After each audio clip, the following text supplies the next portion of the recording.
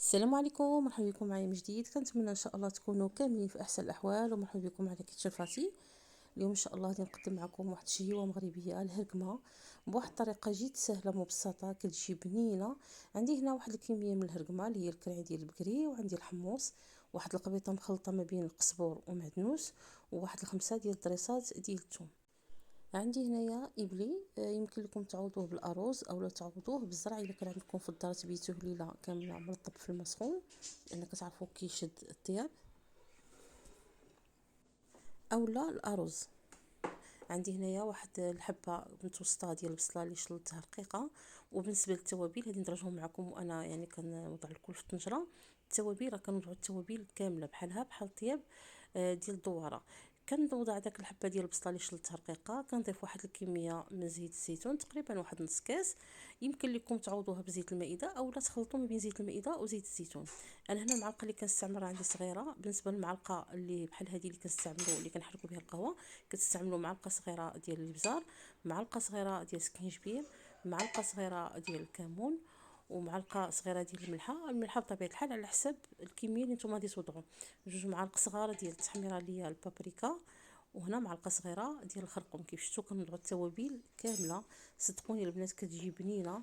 كنقطع داك القبيطه ديال الربيع اللي فيها القزبر ومعدنوس، وكنحك داك الدريسات ديال الثوم بهذا الشكل هذا. كنوضعوا الكل دفعه واحده. وغادي نوضع الطنجره فوق النار، ندير لها واحد التشحيره خفيفه، يعني ماشي بحال اللي كنشحروا داك البصله حتى كتدبل وكتعسل، يعني غير بمجرد ما كينسجموا داك التوابل مع داك البصله فقط. غير واحد التشحيره خفيفه كيف هذه تشوفوا. ومباشره غادي نبدا نرويها بواحد شويه ديال الماء، وغادي نوضع الهرقمه. بالنسبه للهرقمه الا شريتو يعني الكرع اللي كيكون صحيح، حاولوا تاخذوا الكرعين اللي كيكونوا القدام ماشي اللي كيكونوا اللور. يعني هذه كنصيحه، لان اللغه ملي كتكون يعني داك البكره كتكون دائما جالسه عليهم. من الافضل خذوا اللي كيكون قداميين، وعطيوها للجزار يعني من بعد ما يصوبها لكم يقطعها لكم كيف شفتوا دوائر. كتجي ساهله وكطيب يعني ما كتاخذش معنا واحد الوقت. ضفت تقريبا واحد نص كاس ديال الماء، وكنوضع داك الطريفات ديال الهرقمه. بالنسبه للكميه انا اللي استعملت هنا، راه استعملت نص حبه، يعني نص وحده، ماشي الهرقمه كامله، باش تشوفوا تعرفوا الكميه اللي انا خدمت. وهذه نخلطها في داك التشرميله ديال البصله مع التوابل. غير هكا كنقلب داك الحبات ديال الهرقمه، ومباشره كنروي بالماء، وغادي نوضع الحمص. يعني كل شيء كنديروه دفعه واحده. بعض المناطق كيطيبوها ومن بعد كيديروا الزبيب. حنا صراحه في المنطقه ديال فاس كنطيبوها بهذه الطريقه هذه. ما كنخلطوش الحلاوه مع الملوحه، مع العلم انني ذقتها في واحد المره في الرباط وكانت صراحه بنينه، ولكن هذه الطريقه هذه حنا كنفضلوها وكتجينا احسن. وكيبقى السيدات الاختيار، الا بغاو يديروها بهذه الطريقه هذه وفي الاخير يضيفوا الزبيب يمكن لهم. حنا المهم غادي نعطي لكم طريقتي اللي انا يعني تربينا فيها مع الوالدين، كنطيبوها بهذه الطريقه هذه.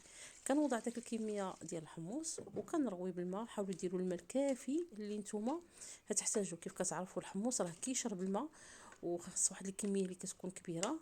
انا هنايا بالنسبه للطريقه ديال الطهي اللي غادي نشارك معكم، من بعد ما كنسد عليها الطنجره وكتصفر كنقص ليها العافيه. ما كنخليش النار اللي كتكون عاليه، كندير عافيه اللي كتكون مهيله. يعني كيف كنقولوا حنا كطيب على المهل كتجي افضل وما كتاخذش وقت كبير. تقريبا خدت معايا واحد ساعتين كانت طايبه. من بعد ما كنديرها كطيب وكنخليها على خطرها حتى كتذوب معايا داك الهرقمه. هنايا خديت القياس ديال واحد الكاس ديال العنبه ديال ايدي. بالنسبه لي انا استعملت هذا لان ما كياخذش واحد الوقت. يعني ملي كتفتحوا عليها وكتضيفوا هذا الابلي تقريبا واحد 10 دقائق حتى 12 دقيقه كيكون عندكم واجد. كديروه درتو في الاخير وخليته حتى كيبقى يغلي حتى كيطيب. تقريبا خدا معايا واحد 15 دقيقه، وبديت كنصب فيها. كيف كتشوفوا ما شاء الله الهرقمه كي كتجي كتذوب ذوبان في الفم. حاولوا طيبوها على التنديبه كي كنقولوا على المهل، راه كتعطي واحد النتيجه اللي هي زوينه. ما كتاخذش معكم واحد الوقت طويل. كيف كتعرفوا هي الهرقمه عاده كتاخذ واحد المده طويله في الطهي. بالنسبه للابليك شفتوا الكميه اللي انا وضعت ديال الكاس ديال العنبه جاتني هي هذيك، يعني ما جاش كثير. اللي بغاو السيدات يعوضوه بالارز يمكن ليهم، او لا يعوضوه حتى بواحد النوع ديال الزرع اللي كيتباع مهرس. انا صراحه نسيت عليه الاسم ديالو. كترطبوه قبل في الماء بليله قبل، والصباح يعني ملي كطيبوا الطنجره ديالكم كتوضعوه في الاخير. وكتخليوه يعني حتى كطيب الهرقمه ديالكم، وكتزولوها عاد كتضيفوا داك الزرع لان كيشد شويه الطياب.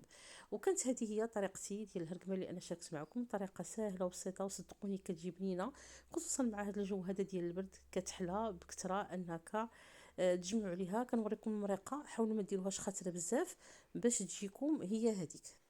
كنتمنى طريقتي في الطهي ديال الهركمه تكون جاتكم سهله وبسيطه، وصدقوني كتجي بنينه وكتجي خطيره. نتلاقاو ان شاء الله في وصفات قديمه واقتراحات قديمه. ما تنسونيش من تشجيعاتكم، والى اللقاء.